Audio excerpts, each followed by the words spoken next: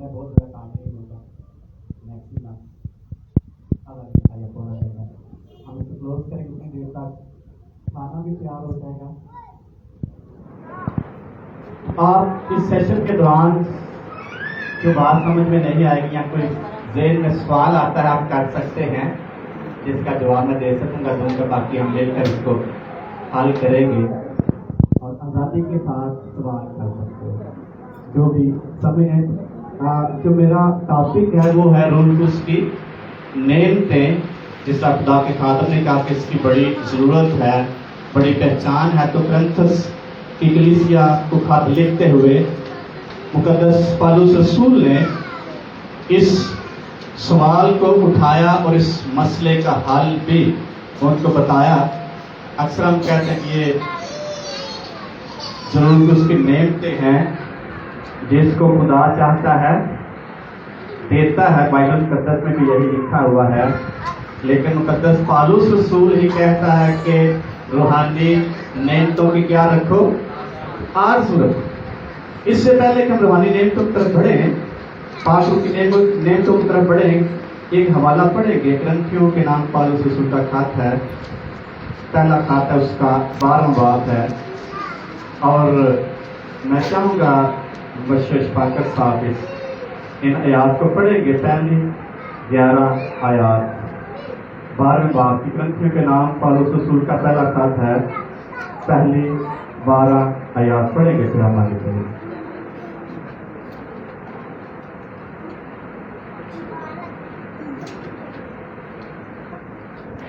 तो खुदा के कलाम में ये मरकूब है,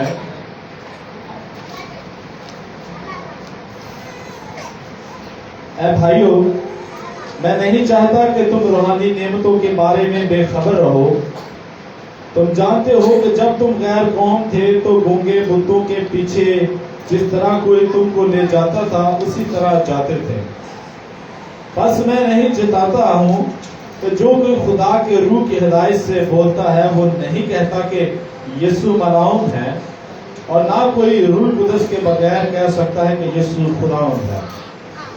नेमतें तो तरह तरह की हैं मगर रूह एक ही है, और खिदमतें भी तरह तरह की हैं मगर खुदावंद एक ही है, और तासीरें भी तरह तरह की हैं मगर खुदा एक ही है, जो सब में हर तरह का असर पैदा करता है।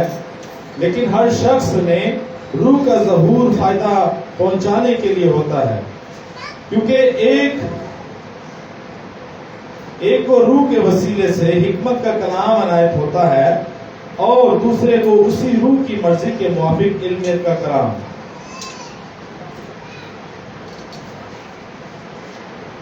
किसी को उसी रूह से ईमान और किसी को उसी एक रूह से शिफा देने की तौफीक, किसी को मौजज़ों की कुदरत, किसी को नबूवत, किसी को रूहों का इम्तियाज, किसी को तरह तरह की जुबानें, किसी को जुबानों का तर्जुमा। लेकिन ये सब तासीरें वही एक रूह करता है, जिसको जो चाहता है बांटता है। खुदा के कलाम के पढ़े से खुदा की खास बरकत हो। और जिस तरह के खुदा के खालिक कह रहे थे कि मसा लोग करते रहते हैं, बड़े टॉपिक हैं रूह के बारे में।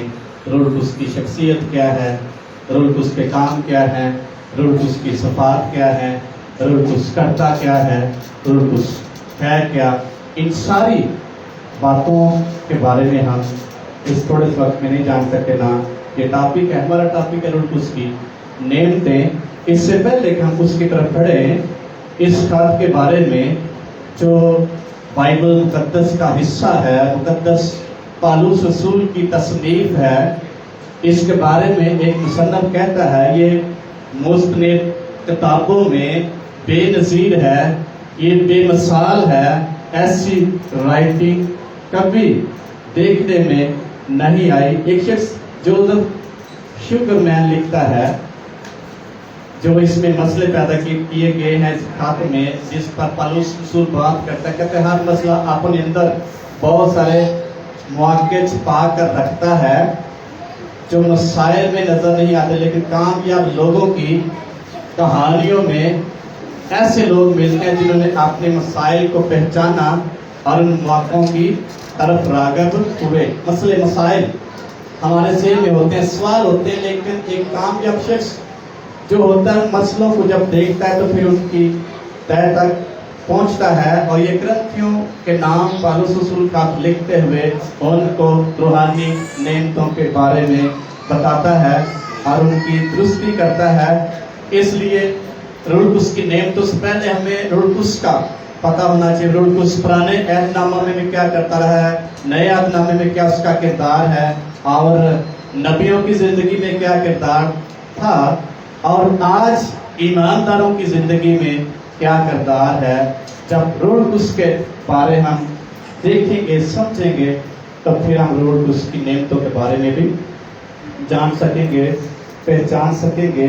इसलिए रूह कुद्स नंबर 1 खुदा है, और जो शख्स रूह कुद्स को खुदा तस्लीम नहीं करता वो रूह कुद्स को या उसके बारे में नहीं समझ सकता। एक शख्स लिखता है, योगेजू अपनी किताब में लिखता है, उसकी किताब का नाम है रूह कुद्स मेरा शरीके हयात। ये किताब को उसने नाम दिया, कहता है खुदा बाप और खुदा बेटे की तरह पाक रूह अलूहियत का एक रुकन है।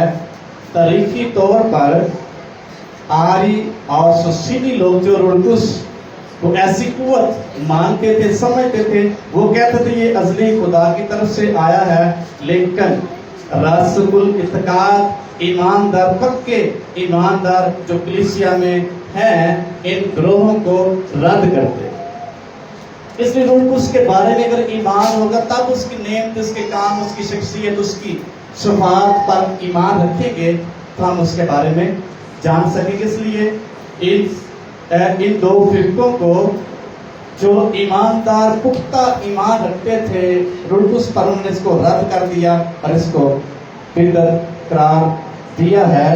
इसलिए एक और शख्स लिखता है क्योंकि वो एक ऐसी शख्सियत है जो बाप और बेटे जैसी शख्सियत रखती है। बाइबल मुक़द्दस के मुबश्शिरुल आलम एक शख्स है, ए आटोरी, वो बयान करता है कि हम पत्थरों, दरख्तों और गैर शख्सी ताकत से मुकाबला बाजी नहीं कर सकते। पत्थरों से हम बोल सकते हैं, दरख्तों से हम बोल सकते हैं, और ऐसी चीज़ें जो बोल नहीं सकती, बल्कि हम अलाही शख्सियत के नाते होने से रूह कुद्स से बात करें। इसलिए पहले तो रूह कुद्स को समझने की ज़रूरत है कि रूह कुद्स है क्या चीज़। और वो कहता है कि रूह कुद्स हमारे लिए गहरे तौर पर हमारे मामलात में हमें समझ देता है।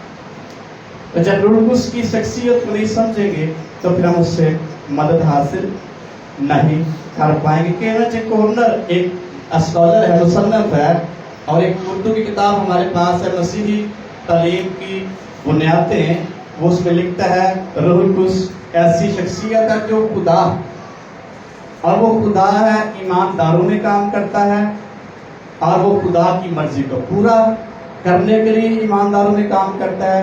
तमाम ईमानदारों के लिए ये जलाली आज़ाद है कि उनमें खुदा के रूह के होने के सबब से उन्हें खुशी और इरफान हासिल है। ये है रूह कुद्स जो हमारी ज़िंदगी में या ईमानदार शख्स की ज़िंदगी में काम करता है। इसलिए रूह कुद्स को समझना बड़ा ज़रूरी है। पुराने अहदनामा में रूह कुद्स को दो तरह से बयान किया, एक नफ्स कहा गया है और दूसरा नाम उसको दिया गया है रूह आख। और जो नफ्स है, एक शख्स लिखता है ये इंसान के अंदर अंदरूनी या नातीती हिस्से का नाम है, जिसके लिए अंग्रेजी मुतरजमीन ने इसको सोल कहा है, और इसका इतलाक इंसानों और हैवानों दोनों पर हो। इंसानों में भी ये नफ्स होता है रूह, और हैवानों में भी ये रूह होता है। दूसरा जो लफ्ज़ इस्तेमाल किया गया रुआह, और ये इब्रानी लफ्ज़ है, और ये बाइबल मुक़द्दस में तकरीबन 778 मरतबा इसका जिक्र हुआ। इसका मतलब है हवा या आंधी, जिसको हम देख नहीं सकते, महसूस कर सकते हैं, और खुदा के रूह की बदौलत कायनात तख्लीक हुई है और बदस्तूर कार फरमा है। इस लफ्ज़ का इतलाक खुदा और इंसान के साथ होता है, दीवानों के साथ नहीं। اس لیے دونوں لفظ جو ہیں روح القدس کے لیے پرانے عہد نامہ میں دو طرح سے بیان کیے گئے ہیں، اور پھر ایک شخص اس کا مفہوم بیان کرتے کہتا ہے اسی روح کے تو فعل انبیاء نبوت کرتے تھے، اور عیسائی نبی کتاب لکھا دیکھو میرا خادم جس کو میں سنبھالتا ہوں، میرا برگزیدہ جس سے میرا دل خوش ہے، میں نے اپنی روح اس پر ڈالی اور وہ قوموں میں عدالت جاری کرے گا۔ عیسائی کتاب اس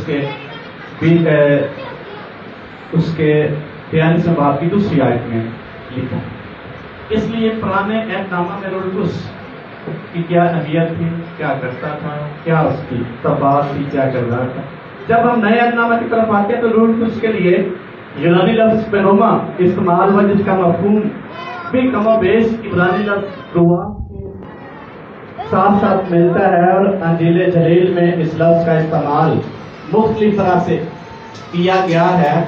سانس بھی اس کو کہا گیا ہے، ہوا بھی اس کو کہا گیا ہے یوحنا کی انجیل میں، اور عہد نامہ جدید میں پاک مقام خاص لوگوں خاص مقامات تک محدود نہیں ہے، بلکہ ہر ایک شخص کی زندگی میں روح القدس کام کرتا ہے۔ پرانے عہد نامہ میں روح القدس کا کیا کردار تھا؟ خاص وقت میں خاص جگہ پر خاص مقصد کو پورا کرنے کے لیے خاص شخص کا پر اترتا نازل ہوتا، اور جب مقصد خدا کا پورا ہو جاتا پھر اس سے جدا ہو جاتا۔ نئے عہد نامہ میں ایسی بات نہیں، بلکہ ہر ایک شخص کے لیے اور خاص و عام شخص کے لیے محفوظ ہے۔ جب اس کو اس قابل اپنے کو بنائے گا اس کی میں اس کی زندگی میں کام کرے، جیسا کہ یہ کتاب میں لکھا ہوا ہے کہ میں تبلیغ ہے جوانوں اور بوڑھوں اور ہر طبقے بچے کے درمیان کام کرے گا۔ اس پہلے جدید میں سے یہ بھی ظاہر ہے کہ لوگوں کے درمیان بلکہ اندر ہوگا، مسیح کے آنے تک ان کے درمیان اور ان کے اندر رہے گا۔ یوحنا کی انجیل میں لکھا ہے۔ یہ تھا چھوٹا سا تعارف پرانے عہد نامہ میں روح القدس اور نئے عہد نامہ میں روح القدس کا کیا کردار تھا، کیا رول تھا، کیا ہے روح القدس۔ اس لیے جب ہم روح القدس کی نعمتوں کی بات کرتے ہیں، روح القدس خدا ثالوث کا ایک اکنوم ہے، جیسا خدا ہے، جیسا بیٹا ہے، ویسا ہی روح القدس ہے۔ تو جب ہم روح القدس کی نعمتوں کو بائبل مقدس کے مطابق گرنتھیوں کے خط کے مطابق دیکھتے ہیں، بہت سارے لوگ اس کو غلط سمجھتے ہیں یا انڈرسٹینڈنگ نہیں ہے، لیکن جو شخص روح القدس کو سمجھے گا ان نعمتوں کو حاصل کرنے کی کوشش کرے گا۔ اس لیے ایماندار شخص ترقی نہیں کر پا رہا کیونکہ وہ روح القدس کی نعمتوں کو سمجھتا ہے، انڈرسٹینڈ نہیں کر پا۔ پالوس رسول زور دیتا ہے روحانی نعمتوں کی کیا رکھو، کیسے رکھیں گے؟ جب اس کو انڈرسٹینڈ کریں، جب جانیں گے، جب سمجھیں گے۔ اور گرنتھیوں خط میں روحانی نعمتوں کو 3 حصوں میں تقسیم کیا گیا اسکالرز نے اور لکھنے والوں نے، تھیولوجین نے، تاکہ ایماندار شخص آسانی کے ساتھ اس کو سمجھ پائے۔ ان کیٹیگریز کو ہم دیکھیں گے بائبل مقدس میں سے کیسے وہ روح القدس کو 3 حصوں میں تقسیم کرتے ہیں، اور روح القدس کی نعمتیں اور روح القدس کی خدمتیں فرق ہے۔ روح القدس خدمتیں بھی دیتا ہے، روح القدس نعمتیں بھی دیتا ہے، اور روح القدس قابلیت بھی دیتا ہے، اور یہ تینوں فرق ہیں۔ روح القدس کی نعمتیں جب ایماندار شخص میں کام کرتی ہیں تو خدمتیں وجود میں آتی ہیں۔ اگر روح القدس کی نعمتیں کام کر رہی ہو، فنکشن کر رہی، تو خدمت آٹومیٹیکلی وقوع میں آ جائے گی۔ شخص لکھتا ہے، کہتا ہے کہ روح القدس کی نعمت کام کر رہی ہے، خدا کسی شخص کے وسیلے سے معجزات کر رہا ہے، آٹومیٹک اس کی خدمت سامنے آ جائے۔ اس لیے نعمتوں کا ہونا خدمتوں سے پہلے نعمتوں کا ہونا بڑا ہی ضروری ہے۔ اور جو روح القدس کی نعمتیں ہیں وہ کون سی ہو سکتی ہیں؟ ایک شخص ہے जॉन ई हैगन, वो लिखता है कि नेमतें और एक वैसे जो इंसान की काबिलियत है वो फर्क है। रूहानी नेमतें फर्क हैं और जो काबिलियत किसी शख्स के अंदर हो सकती है वो फर्क। कई दफा हम अपनी काबिलियत को नेमत समझते। अगर कोई अच्छा कलाम सुना सकता है, किसी पहलू में ये हो सकती है नेमत, लेकिन हो सकता है उसने बड़ी मेहनत की हो और वो शख्स अच्छा कलाम पेश कर सकता हो, अच्छी तकरीर कर सकता हो, अच्छा लेक्चर दे सकता हो, ये नेमत नहीं है, ये फितरी काबिलियत हो सकती है, ये शख्स की सिफ्त हो सकती है, ये रूल कुछ की नेमत नहीं हो सकती। कैसे वो मिसाल देता है, अगर मसीही शख्स से हट के कोई गैर मसीही शख्स अपने आप को तैयार करता, पढ़ा लिखा शख्स है, बड़ा अच्छा कलाम सुनाते हैं, आपने अक्सर किसी मौलवी को सुना होगा, इस कदर लेक्चर पावरफुल देते हैं, इस कदर तकरीर करते हैं, सुनने वालों को उड़ा देते हैं। क्या कहेंगे रूल उसकी नेमत उसमें काम कर रहे हैं?